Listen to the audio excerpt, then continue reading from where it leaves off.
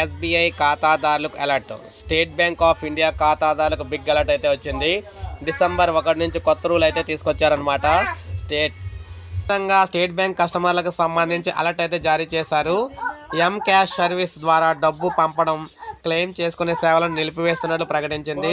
2025 November 30 తర్వాత ఇది అమల్లోకి రానుంది. ఈ తేదీ తర్వాత customer online SBI YONO light ద్వారా ఎం క్యాష్ సేవలు వాడుకోలేరు.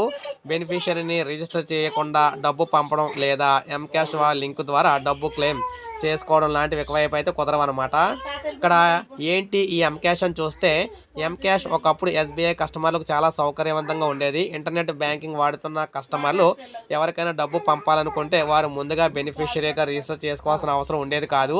బదులుగా కేవలం డబ్బు ఇక్కడ అందుకునే వ్యక్తి మొబైల్ నెంబర్ లేదా ఈమెయిల్ ఐడిని ఉపయోగించి సులభంగా డబ్బు పంపేవారు. డబ్బు అందుకునే వ్యక్తి ఒక ఎస్ఎంఎస్ ద్వారా ఈమెయిల్ రూపంలో 8 అంకెల పాస్కోడ్ ఉండే సురక్షితమైన లింక్ అయితే వచ్చేది. ఆ లింక్ ద్వారా లేదా ఎస్బీఐ ఎంక్యాష్ మొబైల్ యాప్ ద్వారా వారు ఏ బ్యాంక్ అకౌంట్లో అయినా డబ్బు క్లెయిమ్ చేసుకునే అవకాశం అయితే ఉండేది. మరి ఇప్పుడు ఎలా అంటే, ఎంక్యాష్ సేవలు నిలిచిపోతున్నందున కస్టమర్లు థర్డ్ పార్టీ వ్యక్తులకు డబ్బు పంపడానికి ఇతర సురక్షితమైన విస్తృతంగా అందుబాటులోకి వచ్చిన డిజిటల్ పద్ధతులు మారాలని చెప్పేసి ఎస్బీఐ అయితే సూచించింది.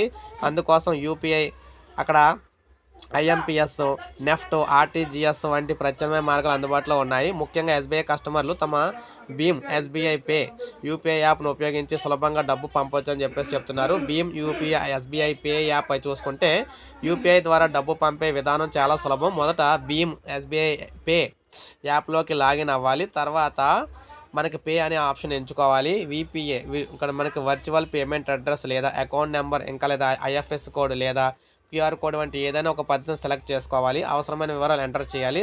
తర్వాత మీ డబ్బు పంపాలనుకుంటున్న అకౌంట్ ఎంచుకోవాలి.